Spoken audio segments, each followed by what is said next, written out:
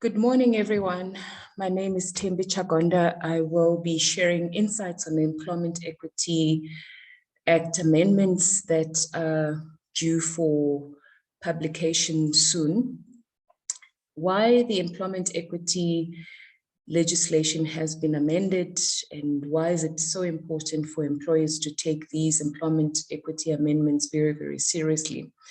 So number one, we know that employment equity legislation was promulgated in 1998. It's been over 20 years since employment equity legislation has been in place. And since 2001, when we first saw the first report that the Commission for Employment Equity reported on the status of employment equity in the country, it showed somewhat of a good progress as a starting point in the country. However, 20 years later, there's been slow progress in employment equity legislation. This has prompted a number of amendments in the employment equity legislation to try and accelerate transformation in the country. There were a number of other legislation that enable employment equity legislation to take place, one of which is a broad-based Black economic empowerment with the 2 pillars on management control and skills development legislation there to accelerate transformation and enable employment equity legislation. Subsequent to that, we saw other amendments in 2014-15, which increased the number of fines or percentages of fines to companies that are not complying with employment equity legislation.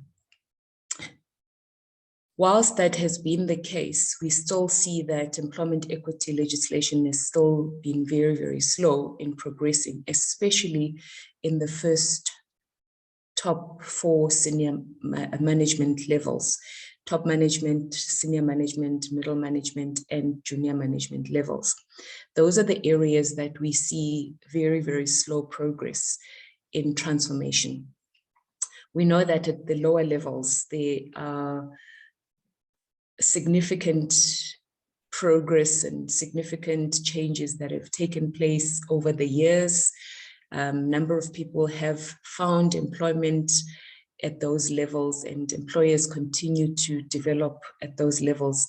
However, those developments are not transforming into employment opportunities where there is a significant diversity in the different occupational levels that are at top management level. So this has also then prompted some changes in the employment equity legislation, and as far as setting of employment equity targets. We know that a number of companies have been complaining about not knowing exactly which targets to set because there's been no alignment between employment equity legislation and the broad-based Black economic empowerment. So the Department of Employment and Labor and the Commission made some suggestions to the minister to introduce sectoral targets as called by the stakeholders, that there were some barriers that we're experiencing when setting employment equity targets. Hence, there has been slow progress in employment equity legislation. So fast forward 2017-18, there was an introduction of the Employment Equity Amendment Bill, which was taken to public. Firstly, NEDLEC and the social partners discussed, and there was some consensus, which was then submitted to Parliament. And fast forward in 2022, the bill has passed at the National Council of Provinces, which ultimately will be proposed to be signed into law by the President. So this bill also sets out that the Minister of Employment and Labor can, in consultation with the Commission, suggest and propose sectoral targets that every sector and every company in that particular sector will have to comply with those sectoral targets. Now, when the sectoral targets are finalized, there will be no guessing game, except for each employer will have to set their employment equity plans for 5 years in line with the sector targets that apply to that particular company. So what that means is every single organization will have to reset their employment equity plans by the 1st of October 2022 to start a new 5-year plan. And this 5-year plan will be measured each and every single year on progress of the targets that you set out each year. So it does bring about a little bit of flexibility because you have a 5-year plan which you can split in the way that you want as an organization, depending on the opportunities that you have as an organization, that you will set the target year on year. So you will then have to submit the progress of that target for that year, the following year, which the system will assess whether or not you have achieved those targets. If you've achieved the targets, you'll be issued with a certificate of compliance, which is a license to trade. And that license to trade has an impact in terms of your employment equity, compliance in general, but as well as your BEE targets that would need to be verified year on year. So if you have not got a certificate of compliance on employment equity, it will have an impact on other aspects of doing business.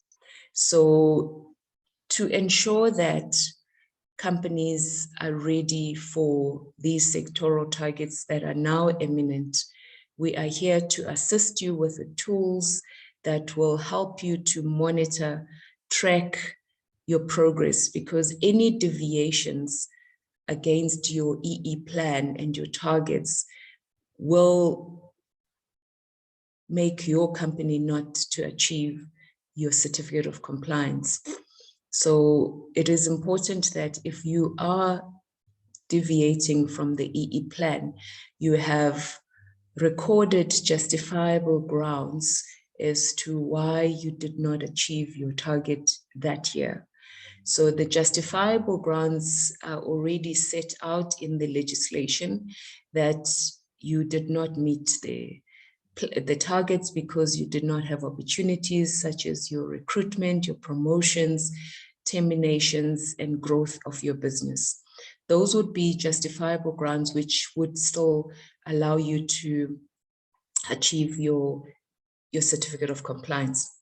The other aspect is the companies need to ensure that they monitor grievances, internal grievances, to ensure that no employees take companies to court for unfair discrimination. This also comes on the heels of the harassment code being issued in March. And this harassment code is going to make it even more difficult for companies to ignore grievances that employees are bringing about, because any form of harassment is regarded as discrimination, and unfair discrimination is prohibited, and this would prevent an employer from having a certificate of compliance, as this is one of the criteria for issuing certificates of compliance. So please join us for this session to hear more about how you can mitigate the risks to these changes that are imminent in the organizations.